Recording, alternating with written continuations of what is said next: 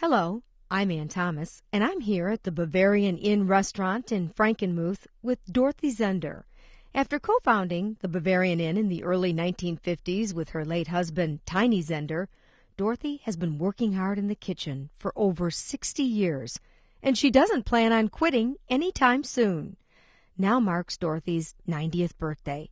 Let's take a look behind the scenes at Dorothy's kitchen, including how the Bavarian Inn's world-famous chicken dinners are made. Well, tell me the story. Let's start from the beginning. Tell me how you ended up in the kitchen. Well, when we bought this place, and then my husband and I, and we were all both working kind of in the same area. He'd work in the kitchen, I'd work in the kitchen, or back and forth. Then finally one day he said, you know, for a good marriage, you should not be together 24 hours. So let's have a choice. Here's the choice. The front of the house, the office, or the kitchen. Which one would you like to be responsible for? So I says, well, I did not like to sit a long time because I'm a mover. And then, so I said, front of the house is not bad. I might like that. I get in contact with the people. And I said, of course, I like to cook. So maybe I should take the kitchen. Sure. I took the kitchen, and I've been there for 60-some years. That's amazing. You know what I like is that he gave you the choice. Yeah, he did. He did. Tell me the history of how you came up with the menu that you have today. When in 1950 is when we bought the place. In 58, we remodeled it, we Bavarianized it. And then, of course, at that time, we had to come up with German food. So we had to make sauerbraten. I knew nothing about sauerbraten.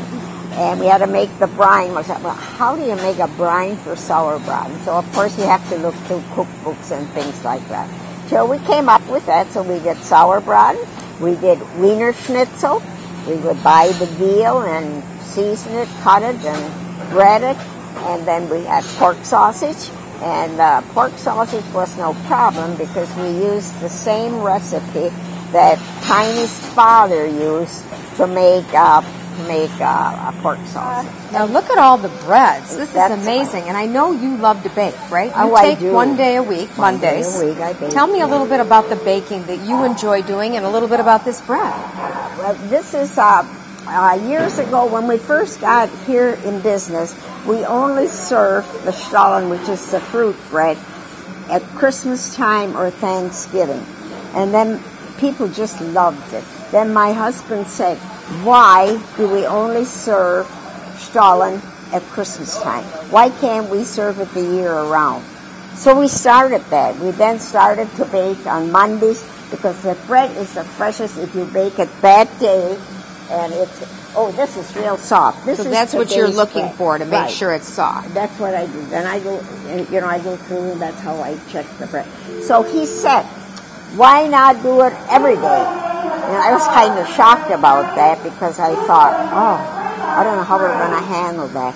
But we started, and now we serve Stollen the year round every day. It's not just on weekends anymore. Now tell me about the chicken.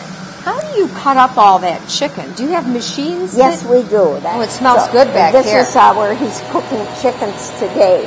How many chickens you put in at one time? 9. Oh, I was pretty close. I said 95. You were very close. That's where they're cooked. And how long does it take to cook? Depends on the weight.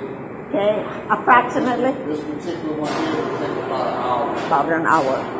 Not too bad, then. Yeah, not too bad. And then they come out of this machine, and where do they go next? To the quick chill right here. Quick chill. To the quick chill. And then they go in the refrigerator. And those are being chilled before they're cut up. Right. Now he cuts them here, and they're breaded. It's an egg wash.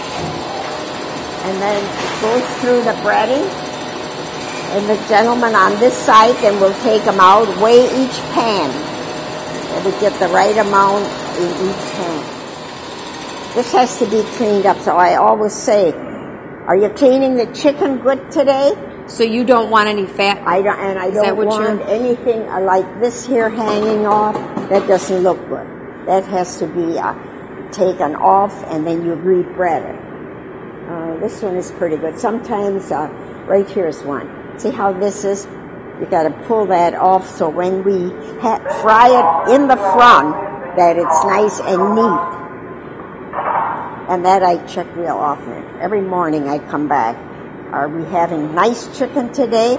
Or are we, see like this? You want that pulled off. Or are we cleaning up our chicken or are we not cleaning? So they already know when I come. They say, oh, we got to clean our chicken. And we take it up to the front then after we have a rack. They keep it in here. When we need it, we just come back here and get it and fat fry it in the front. Take it to the steam table and dish it out.